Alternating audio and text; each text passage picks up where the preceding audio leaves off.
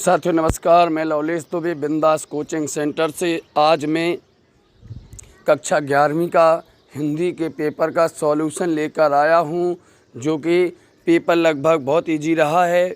जो कि बिंदास कोचिंग सेंटर का जो पेपर बनाया हुआ था उसी से मिलता जुलता पेपर आया है। यदि आपने बिंदास कोचिंग सेंटर के पेपर को जो बनाया हुआ था उसे यदि आपने देखा होगा तो लगभग आपका 70% पेपर सही गया होगा। आइए आप एक एक करके अपने क्वेश्चंस को मिला लीजिए। त्रिलोचन लिखित कविता में लड़की का नाम क्या था? तो साथियों इसमें चंपा हो जाएगा। महाकाव्य में सर्गों की संख्या क्या होती है?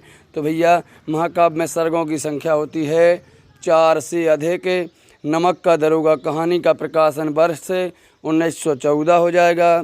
मैं आज ही आया हूँ पंक्ति में ही है क्या? तो ही हो जाएगा निपात। मधुबनी चित्रकला किस प्रांत की है? तो साथियों मधुबनी चित्रकला हो जाएगी मिथिला प्रांत की। सर्कुलर को हिंदी में कहते हैं, तो साथियों सर्कुलर को हिंदी में परिपत्र कहा जाता है। वाणी का डायरेक्टर तो साथियों कबीरदास जी को कहा जाता है।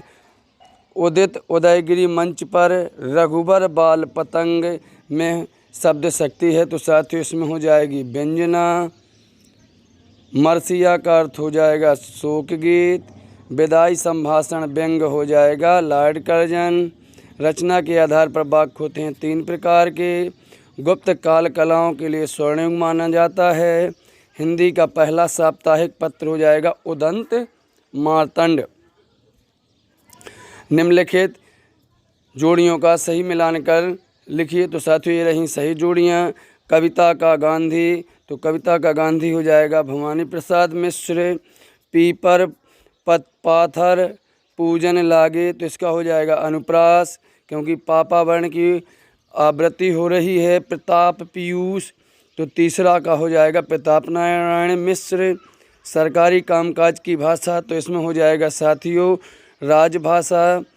भरतनाट्यम, तो भरतनाट्यम 5वां हो जाएगा केरल। और दूरदर्शन का नामकरण, तो दूरदर्शन का नामकरण हो जाएगा 1976। निम्नलिखित प्रश्नों के उत्तर एक वाक्य में लिखिए। तो साथियों अक्क महादेवी ईश्वर को क्या कहकर संबोधित करती थीं? तो चन्न मल्लिकार्जुन।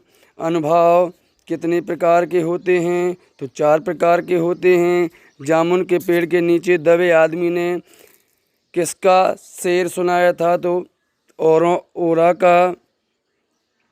घनश्याम के पिता का व्यवसाय क्या था? तो लोहार का व्यवसाय था। क्रिया विशेषण किसे कहते हैं? जो हमें क्रिया की विशेषता को बताते हैं उन्हें हम क्रिया विशेषण कहते हैं। और जो संज्ञा तथा सर्वनाम की विशेषता बतलाते हैं उन्हें हम विशेषण कहते हैं। आलो आंधारी का क्या अर्थ है? तो यह उन करोड़ों युक्तियों की कहानी है, तो इसे आप पढ़ लें, मिला लें। रामवृक्ष बेनुपुरी की डायरी का क्या नाम था? तो साथियों इसे भी आप मिला लें। बहुत अच्छा पेपर रहा है। ये रहे साथियों सत्य सत्य पास पंजाबी साहित्य के कवि हैं। तो साथियों जे सत्य है, पहला सत्य है, दूसरा सत्य है, तीसरा सत्य है, चौथा 5वां असत्य हैं और 6वां पुनः सत्य है। और ये रहे साथियों क्वेश्चन आंसर्स, जो कि लगभग इम्पॉर्टेंट क्वेश्चन से मिलते जुलते आए हैं। इन्हें आपने यदि थोड़ा सा भी मेहनत किया होगा तो आपका पेपर लगभग 100% सही गया होगा। और यदि आपने बिंदास कोचिंग सेंटर का बनाया हुआ पेपर देखा होगा तब भी आपका पेपर 100% गया होगा। यदि साथियों आपको हमारा यह प्रयास अच्छा लगे तो वीडियो को लाइक शेयर एंड सब्सक्राइब करना ना भूलें और अपने मित्रों तक ज़रूर पहुंचाएं, ताकि उन्हें भी पता चल सके कि हमारे कितने क्वेश्चंस सही रहे हैं। धन्यवाद साथियों।